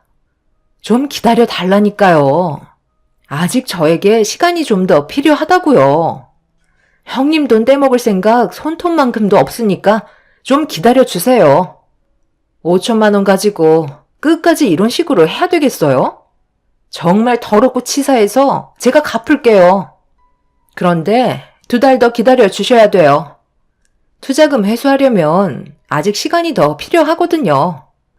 지금 돈을 빼면 여태껏까지 힘들게 유지했던 시간들이 전부 물거품으로 되어버린다고요. 형님도 고생한 만큼 이자를 받아가야 하지 않겠어요? 쓸데없는 말 듣고 싶지 않으니까 당장 내 앞에 5천만 원 가지고 와. 그리고 2번 다시 우리 얼굴 안 봤으면 좋겠다. 이미 작년부터 안 좋은 감정을 가지고 있었지만 이번엔 더 큰 상처를 받아서 5천만 원 돌려받고 2번 다시 얼굴 안 봤으면 좋겠네. 정말 형수님은 참 피곤한 타입이셔. 기다림도 없고 형이 너무 불쌍한 것 같아요. 제가 형수님이랑 살았으면 숨 막혀서 세상 떠났을 것 같거든요. 얼마 되지도 않는 돈 가지고 계속 이러실 거예요? 더럽고 치사해서 내일 당장 드릴게요. 지금 그게 무슨 말이야? 그러다 우리한테 문제가 생기기라도 하면 어쩌려고? 그렇게는 안 돼. 시기가 좋지 않다고. 그래서 언제 시기가 좋아질 건데? 하루 이틀도 아니고 시도 때도 없이 휘둘리고 있잖아. 형수님 얼굴 좀 안 보고 살면 안 돼? 2달만 참으라니까. 우리가 투자한 시간이 아깝지도 않아? 형님도 여태까지 참은 거 2달만 더 기다려주세요. 동서는 당장은 돈을 갚기 힘들다면서 무조건 제 말을 거절했고 결국 아무것도 얻지 못한 채 감정만 상처받고 집으로 돌아왔어요. 때마침 회사에서 퇴근한 남편이 아무 소득이 없었다는 걸 알게 되자 많이 곤란한 얼굴 표정을 하고 있었습니다. 어쩔 수 없이 마지막으로 한 번만 더 기다려보기로 했었어요. 그래서 2달이라는 시간을 기다리게 되었는데 남편이 출장을 가게 되면서 저희 가족에게 예상하지 못한 일이 터지고 말았습니다.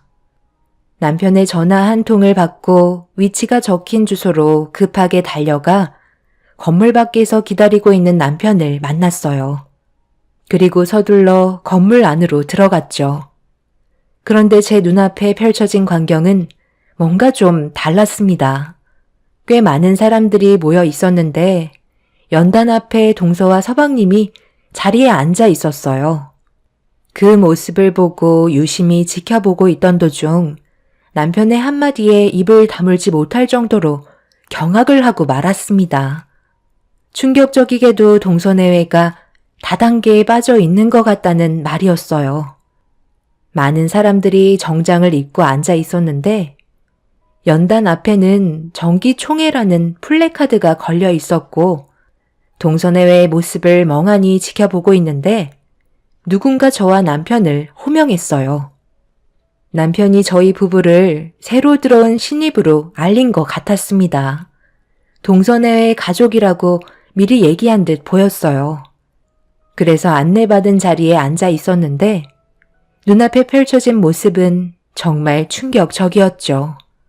동서내외가 남편이 말한 다단계 회사에서 실적이 제일 좋은 직원으로 뽑혀서 연단에서 상을 받고 있었습니다. 그 모습을 멍하니 바라보며 좀 더 상황을 지켜보고 있었는데 연단에서 동서내외가 누군가를 향해 밝게 웃고 있었습니다. 전혀 생각하지 못했던 인물이라 남편과 저는 입을 다물지 못했었죠. 시모가 동서내외를 반겨주며 고생했다고 격려를 해주고 있었어요. 그리고 잠시 뒤 남편과 제가 앉아 있었던 자리는 신입사원들을 교육해주기 위한 자리였고 동서내외와 시모는 저희 부부를 발견하지 못한 채 지나쳐서 밖으로 나가려 하는데 어떤 직원이 동서내외한테 다가가 대화를 나누더니 저희 쪽을 바라보며 눈을 마주쳤습니다. 직원이 저희 부부 얘기를 한 것 같아 보였어요. 그런데 사색이 된 얼굴로 급하게 도망을 치려 하길래 남편이 자리에서 벌떡 일어나 급하게 뒤쫓아가서 동서내외와 시모를 붙잡았습니다. 그리고 잠시 뒤 말도 안 되는 일들이 눈앞에 펼쳐지기 시작했어요. 여긴 어떻게 오신 거예요? 함부로 들어올 수 없는 곳인데. 저희가 지금 일하는 중이니까 나중에 다시 얘기하는 게 좋겠어요. 뭘 나중에 얘기해? 재수 씨 이름 대니까 바로 들여보내 주던데. 둘이 지금 뭐 하는 거야? 출장 와서 볼일 보고 집으로 돌아가려는데 재수 씨가 건물 안으로 들어가는 모습을 봐서 뭔가 싶어 와봤거든. 그런데 지금 모두 다단계에 속해 있는 거야? 무슨 다단계야? 여기도 엄연한 회사라고. 많은 사람들이 돈 벌겠다고 떼지어 들어온 거 안 보여? 우리 위치가 얼마나 높은 줄 알아? 정상적인 회사니까 쓸데없는 얘기하지 말고 초칠 생각 꿈에도 하지 마. 설마 여기까지 돈 받으려고 온 거야? 예, 너희들 이번에 실적 좋아서 포상금 받았는데 그걸로 그냥 돈 주고 땡쳐라.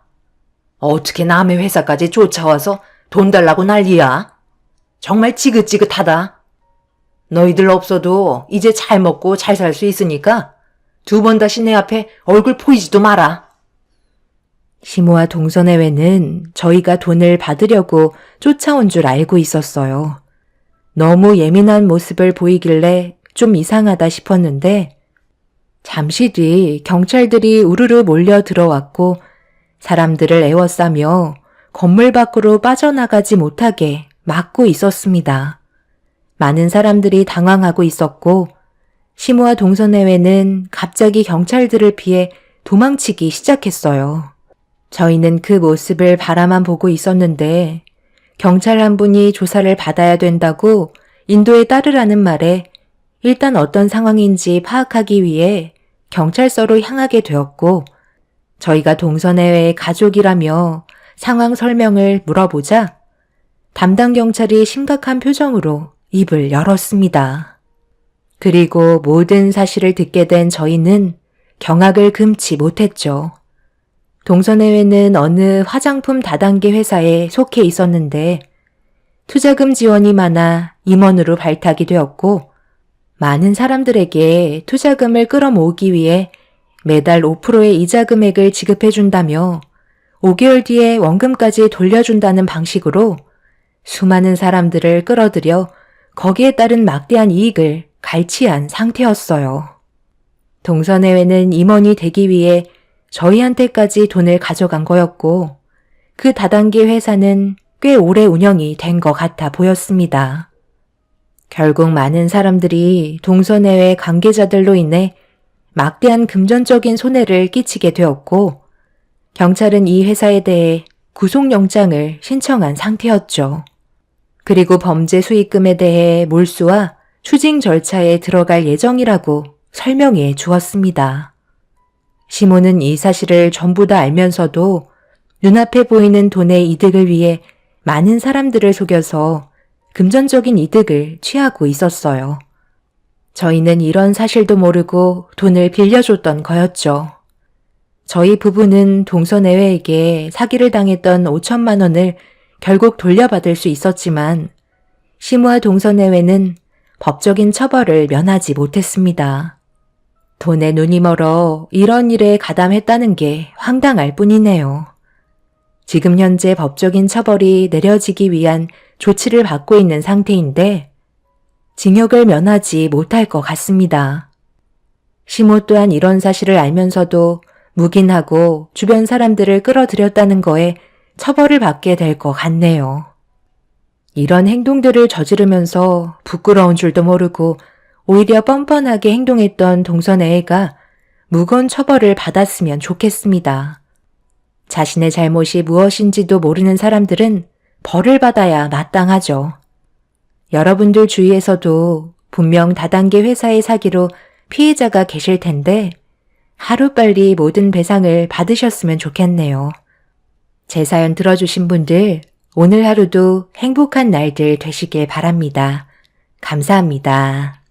안녕하세요. 저는 58살 중식당을 운영하고 있는 남자입니다.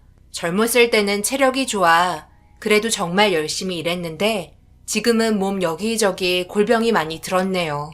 직업병이라는 건 어쩔 수 없는 것 같아요. 그래도 이 일을 하면서 많은 것들을 배울 수 있었고 지금까지 먹고 사는데 문제 없었기 때문에 젊은 나이에 배우길 잘한 것 같습니다. 그런데 요즘 경기가 좋지 않아 손님들도 거의 찾아오지 않다 보니 새벽같이 준비하고 식당 문을 열어도 기대한 만큼 좋은 결과를 지속적으로 얻지 못하고 있네요. 그래서 배달도 생각해보고 있긴 하지만 저희 매장 특성상 배달은 하지 않는 걸 원칙으로 하고 있거든요. 아무래도 음식의 질이 많이 떨어지기 때문에 손님들에게 질적으로 좋은 음식을 대접해드리지 못하는 것 같아 배달을 하지 않았었지만 운영이 점점 힘들어지면서 어쩔 수 없이 저희도 남들처럼 배달을 시작해야 할지 고민의 기로에 서 있습니다. 하루라도 빨리 모든 게 제자리로 돌아왔으면 하네요.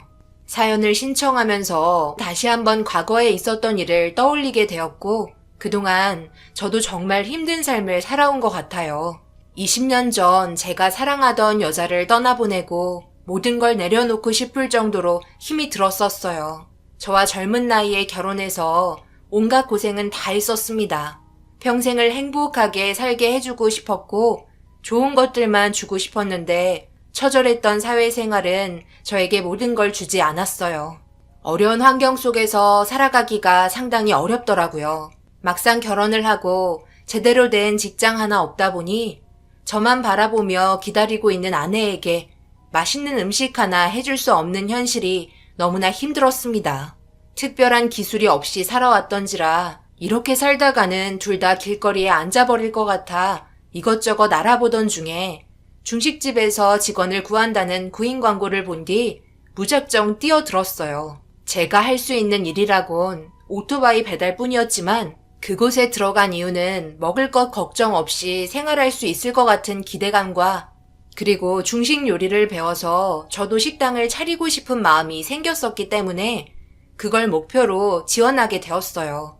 할 줄 아는 게 오토바이 배달밖에 없으니 어쩔 수 없이 배달만 계속해서 해왔고 1년이 지날 시점에 주방에서 할 수 있는 일들을 하나하나 배워나가기 시작하면서 조금씩 저도 자리를 잡아가기 시작했어요. 아내와 저는 둘 다 부모가 없는 환경에서 자라왔었어요.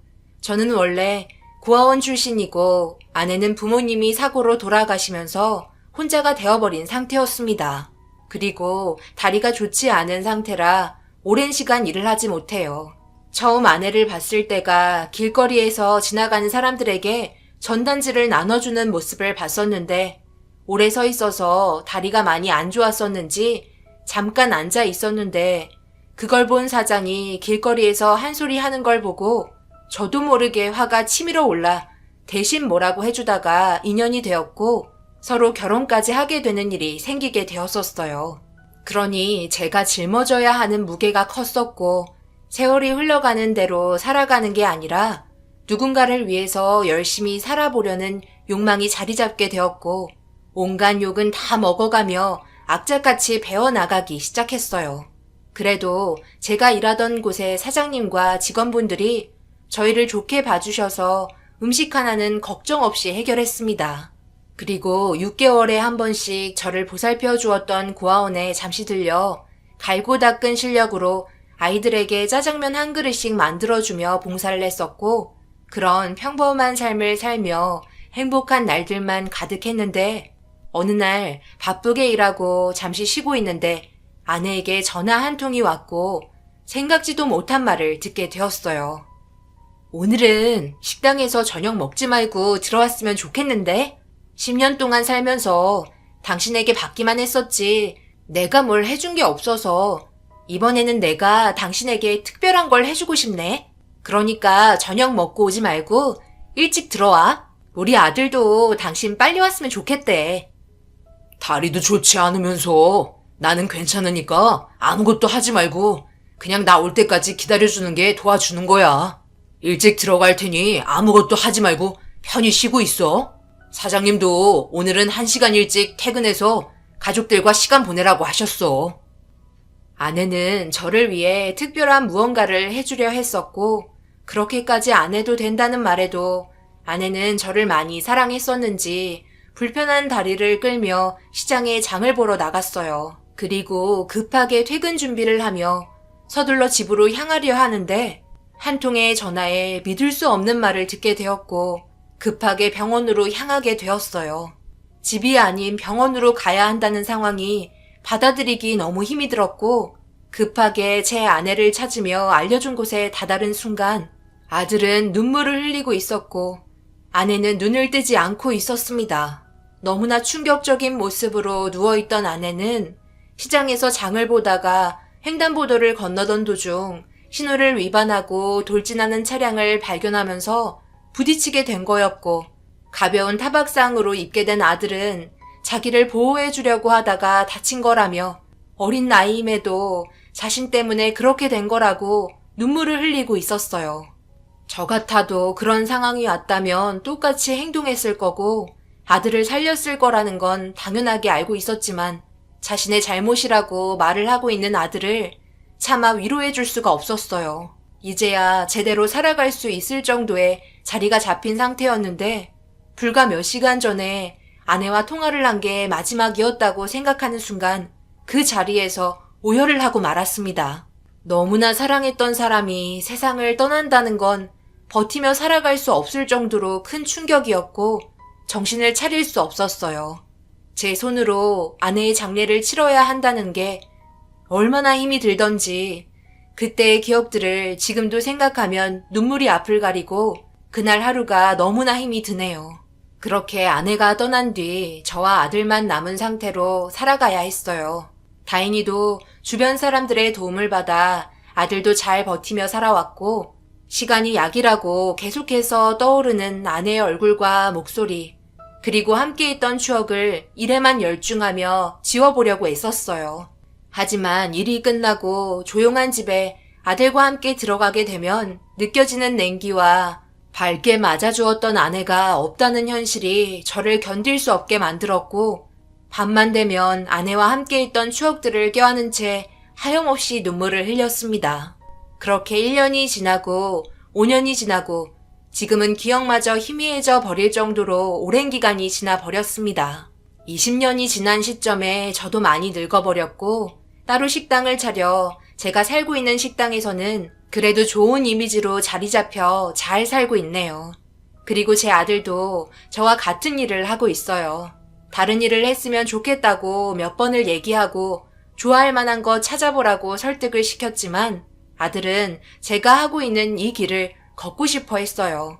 그래서 좀 더 많은 걸 배우게 하고 싶어 해외에서 좀 더 체계적으로 공부할 수 있도록 뒤에서 능력이 되는 선에서 도와주었고 앞으로 혼자서 살아갈 수 있도록 길을 닦아주었습니다. 자주는 아니더라도 가끔은 통화하면서 서로의 안부를 물어보았고 그렇게 각자의 위치에서 열심히 살아갔어요. 그렇게 별 문제 없이 살아가던 어느 날 손님도 없고 식당에 있던 식재료들을 사용 기한 내에 전부 처리를 할 수 없을 것 같아 오래간만에 잠시 고아원에 들려 아이들이 좋아하는 음식 좀 해주고 싶어 전화를 걸었고 방문해도 괜찮다는 말에 이것저것 많이 준비해서 반겨주는 아이들에게 양껏 베풀었어요. 오래간만에 먹어서 그런지 모두들 맛있게 먹더라고요.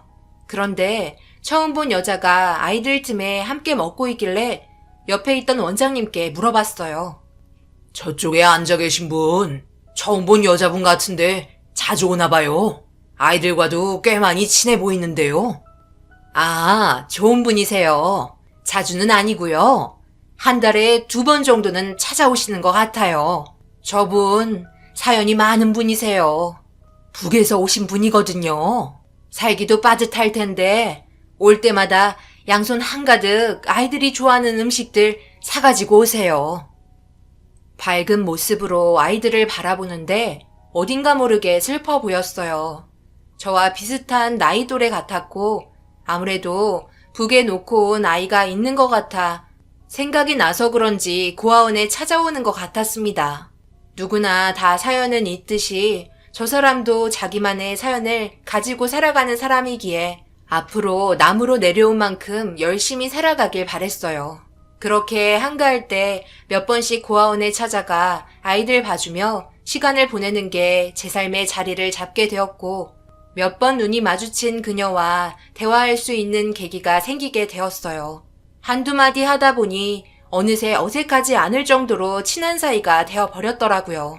그러다 보니 저도 모르게 그녀에게 동정인지 관심인지 모를 감정이 생기기 시작했어요. 그런데 제가 느끼고 있던 감정을 확실하게 정해준 계기가 있었고 그녀와 함께 앞으로의 인생을 살아가고 싶은 마음이 들었습니다. 제가 고아원에 자주 찾아가는 이유는 예전에 떠나보낸 아들이 생각나서 그리운 마음을 털어내고자 찾아오는 거예요. 철저하게 계획하고 움직였는데 결과는 실패가 되었었고 그로 인해 저희 가족 모두가 헤어지게 되었거든요. 그때 저는 잡히게 되었고 남쪽으로 도망치던 남편과 아이는 아직 찾지 못했어요. 그 기간이 벌써 20년이라는 시간이 흘러버렸네요.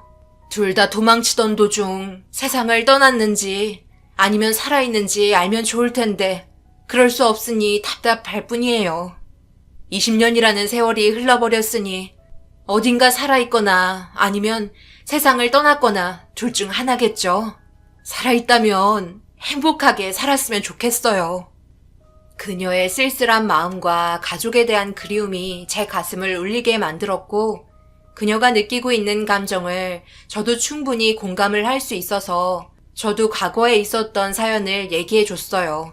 그렇게 한참을 대화하다가 그녀에게 더욱더 좋은 감정을 느끼게 되었고 만나는 시간도 많아지면서 아내가 떠난 지 30년 만에 그녀를 향한 관심이 사랑이란 걸 알게 되었습니다. 더 이상 제 마음을 숨길 수 없었고 좀 더 좋은 관계로 발전하고 싶어 적극적으로 행동하기 시작했어요. 그녀도 저에 대한 관심이 싫지 않았는지 받아들여주면서 연인 사이로 발전하게 되었습니다. 그리고 서로의 나이도 있는 만큼 앞으로 행복한 생활을 꾸려나가고 싶어 함께 살았으면 좋겠다는 고백을 하게 되면서 또 다른 삶을 준비하려고 계획하기 시작했어요. 아들, 요즘 잘 지내고 있는 거야? 거기 생활은 어때?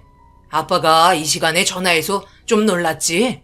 할 말이 있어서 전화했는데 통화 괜찮으면 우리 잠시 대화 좀 할 수 있을까? 중요한 일이라서 최대한 빨리 말을 해야 할 것 같았거든. 갑자기 전화해서 중요한 일이라고 얘기하니까 괜히 제가 다 긴장이 되는데요. 무슨 일이시길래 이 시간에 전화하셨어요? 그게 아빠와 좋은 관계를 유지하고 있는 여자가 있는데 정말 괜찮은 사람이야. 너도 당연히 마음에 들어 할 거고 나도 이렇게까지 될 거라고 생각 못 했는데 그 사람을 보는 순간 느낀 감정은 뭔가 달랐고 앞으로도 변함없을 것 같아. 그러니까 지금 아버지가 하시는 말은 좋은 여자가 생겼으니 그 사람과 결혼을 하겠다는 거잖아요. 이거 정말 큰일인데요? 이 문제는 아들인 제가 가서 어떤 분인지 봐야 하는 거잖아요. 그런데 지금 여기 일이 너무 바빠서 갈 수가 없을 것 같은데. 아직 결혼을 하겠다고 계획하진 않았죠? 알아서 잘 하시겠지만 요즘 워낙 안 좋은 사람들이 많잖아요. 돈 보고 접근하는 여자가 얼마나 많은지 잘 아시죠? 그 사람은 뭐 하는 사람인데요? 정말 괜찮은 분이에요? 아들은 혼자 있는 제가 불안한지 계속 의심되는 말만 했어요. 그래서 조심스럽게 그녀에 대한 정보를 말했고 그 말을 듣고 있던 아들은 침묵만 흐르게 되었어요. 아들은 북에서 온 여자라는 말을 듣는 순간 제가 무슨 자선사업가냐며 그동안 벌은 돈 전부 다 퍼줄 생각이냐고 갑자기 화를 내기 시작했고 그런 식으로 접근해서 돈만 갈취하려는 여자들이 엄청나게 많다며 진짜인지 거짓인지 자기가 와서 보고 싶다며 다음날 늦은 비행기로 출발하겠다며 흥분하기 시작하자 아들을 진정시켜줄 수밖에 없었어요. 저는 그래도 아들은 제 마음을 이해해 줄 거라 생각했는데 되려 반대되는 입장이라 서운했고 서로 기분이 좋지 않은 상태로 전화를 끊게 되었습니다. 누가 누굴 걱정하는 건지 괜히 전화했다 싶었고 그녀를 향한 제 마음은 변함없기 때문에 무작정 밀고 나가기로 결정하게 되었어요.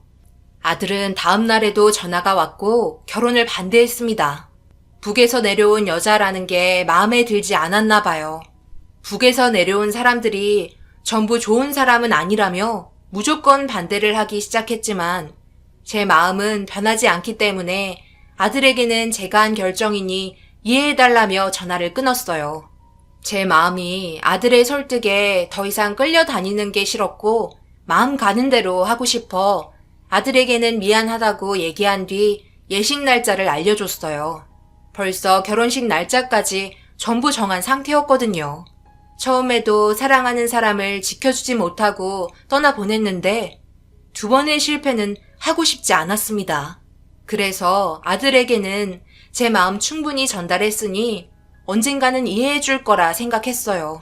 아들은 결혼식에 절대 오지 않겠다는 문자 한 통을 남긴 뒤 더 이상 어떠한 연락도 오지 않았습니다. 아들이 없는 결혼식이 마음에 걸렸지만 제가 한 결정 시간이 지나면 이해해줄 거라 생각하고 진행했어요. 이런 사실을 알게 된 그녀도 마음은 편치 않았는지 자기 때문에 자식과 인연을 끊게 되는 건 아닌 것 같다며 결혼식을 미루길 원했지만 그 기간이 언제까지인지도 모르고 해외에서 언제 올지도 모르는 아들을 마냥 기다릴 수는 없다며 나중에 설명하면 되지 않겠냐고 그녀를 설득시켰습니다. 사랑하는 여자이고 마음이 맞아 함께하고 싶은 것뿐인데 이런 제 마음을 몰라주는 아들이 저에게는 더 큰 상처로 남아버렸어요. 그동안 제가 얼마나 힘들게 살아왔는지는 아들이 더 잘 알기 때문이죠. 아내가 없는 그 외로움의 시간이란 저와 같은 경험을 하신 분들만 알 수 있는 기분이고 그런 기분을 치유해 줄 수 있는 게 그녀라는 걸 확실하게 알았기 때문에 저는 더 이상 지체하고 싶지 않았던 거였고 제 결정이 무조건 옳다고 판단했어요. 그렇게 그녀와 함께 결혼식 준비를 하나하나 해나가기 시작했고 틈틈이 아들에게 이해해달라고 문자를 보냈어요. 하지만 답장 하나 없는 침묵의 시간은 계속해서 흘러갔고 어느새 그녀와의 결혼식 날이 다가왔습니다. 결혼식 전날 아들에게 장문의 긴 글을 적어 내려갔고 다음날 볼 수 있으면 좋겠다는 말을 끝으로 그렇게 그녀와의 결혼을 진행하게 되었어요. 많은 지인분들이 찾아와 격려해주고 축하해주며 시간을 보내고 있는데 마음 한편이 불편하더라고요. 그리고 제 마음을 알고 있었는지 그녀 또한 연락이 없었냐며 걱정하고 있었고 자기 때문에 부자지간 인연 끊는 건 아닌 것 같다고 슬퍼하기 시작했어요. 저는 그녀에게 모든 건 시간이 해결해 줄 거니 걱정하지 말라고 눈물을 흘리려는 걸 진정시킨 뒤 결혼식은 진행이 되려고 분주하게 준비를 하고 있는데 갑자기 멀리서 저를 지켜보고 있던 아들이 눈에 띄었고 저와 그녀가 서로 손을 잡고 있는 모습을 보는 순간 화가 치밀어 올랐는지 분노에 찬 얼굴로 갑자기 제 팔을 잡고 미친 듯이 도망쳤어요.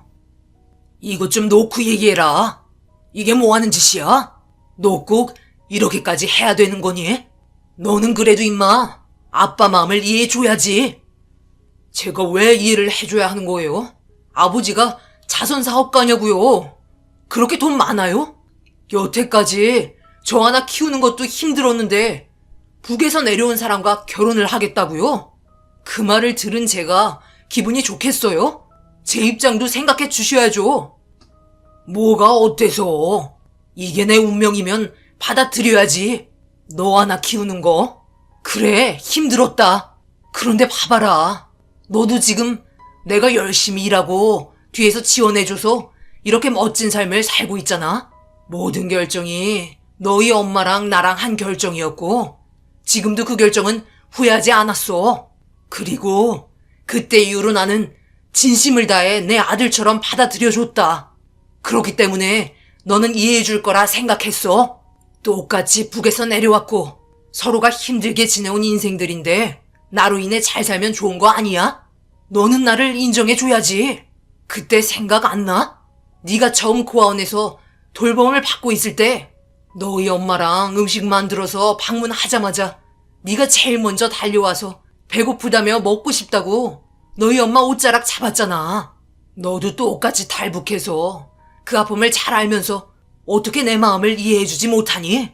나는 저 사람과 결혼 진행할 거니 더 이상 말리지 마라.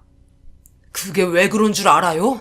아버지가 고아였기 때문에 더 그런 거예요. 저도 그렇고 저 사람도 그렇고 전부 동정심이라고요. 불쌍한 사람만 보면 그냥 지나치지 못하잖아요. 이건 사랑이 아니라 동정에서 우러나온 행동일 뿐이라고요. 아들과 저는 결혼식장이 떠나갈 정도로 서로 언성을 높였어요. 아들이 이렇게까지 하는 이유는 어렸을 때 탈북을 했었고 자신으로 인해 많은 것들을 희생했었던 과거의 일들 때문에 아들은 또다시 제가 그런 삶을 살게 될까봐 걱정이 되었던 것 같았어요. 흥분하고 있는 아들의 손을 잡고 더 이상의 관계가 나빠지지 않게 진정을 시켜주었습니다. 그리고 다시 한번 침착하게 설명하기 시작했어요. 탈북했던 아들을 데려온 그때의 동정이 아닌 현재 그녀를 보는 시각은 사랑이라며 진지하게 다시 한번 대화를 이어나갔고 아들은 눈물을 흘리며 고개를 떨구고 있었습니다. 걱정하는 부분들 충분히 이해했다며 안아주었고 아들은 그제서야 저와 그녀와의 결혼식을 인정해 주었습니다. 과거에 아내와 결혼하고 나서 아이를 가지려 애썼지만 임신이 되지 않아 산부인과에서 검사를 해보니 아내에게는 불임이라는 진단이 내려졌고 그때 당시 오랜 기간 정신적으로 힘이 들었었어요.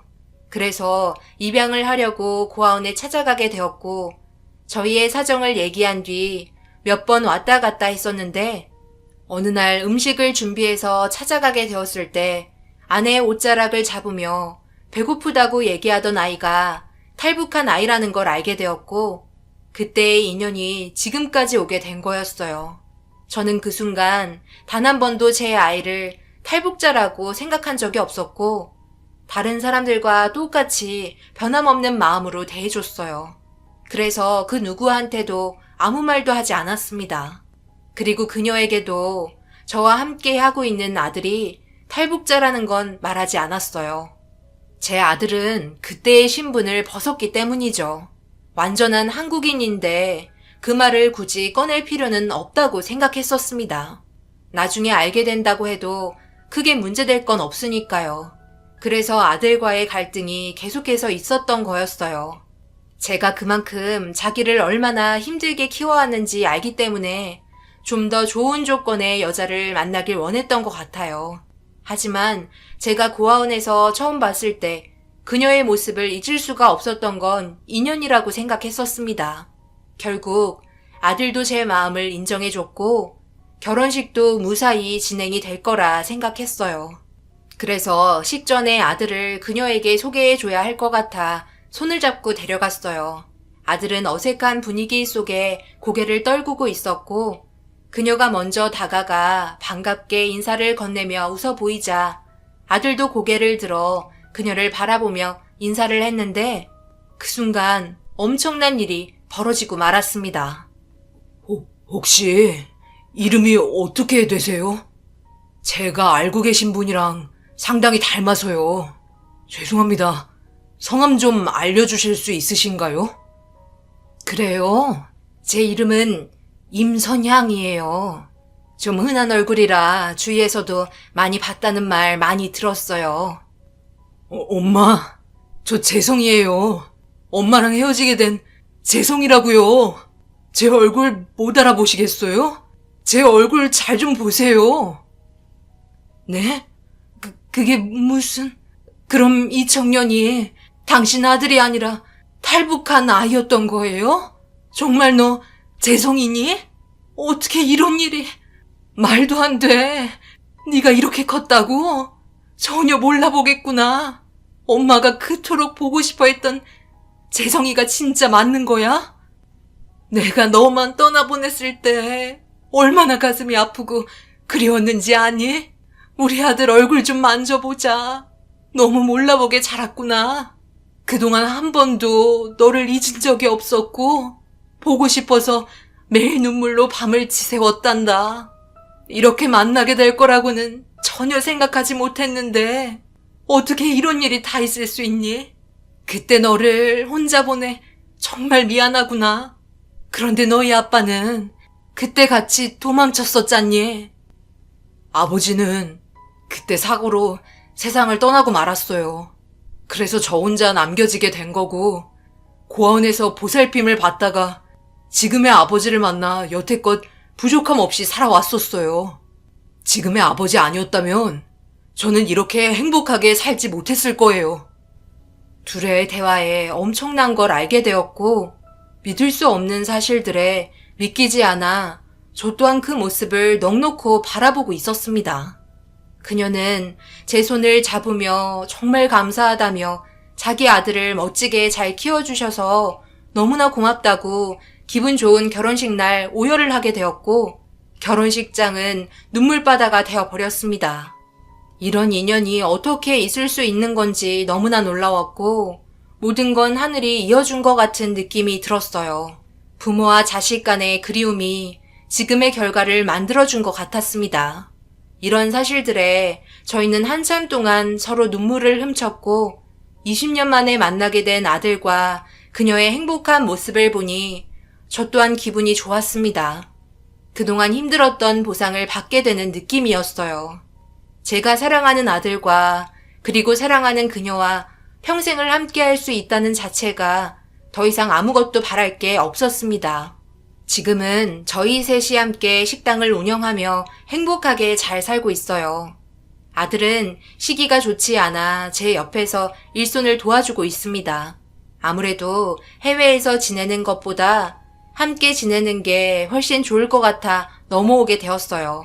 지금 1년 정도의 시간이 지났고 아무런 문제 없이 보내고 있는 이 시간들이 눈 감을 때까지 이어졌으면 좋겠습니다. 제 사연 들어주신 분들, 탈북에 대한 안 좋은 이미지를 가지고 계시는 분들도 있으시겠지만 사람이 살면서 얼마나 먹고 살기 힘들었으면 목숨을 걸고서라도 내려왔겠어요. 그 마음 불쌍히 여겨주시고 앞으로 탈북자의 시선들을 안타깝게 바라봐 주셨으면 좋겠습니다.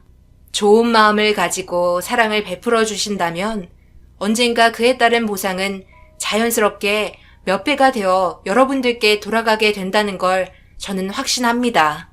어려운 이 시기에 잘 헤쳐나가시고 언제나 행복만 가득한 삶이 되시길 기원하겠습니다. 모두가 웃는 얼굴로 함께 마스크를 벗고 바라볼 수 있는 그날이 빨리 오길 바라며 제 사연을 마치겠습니다. 감사합니다.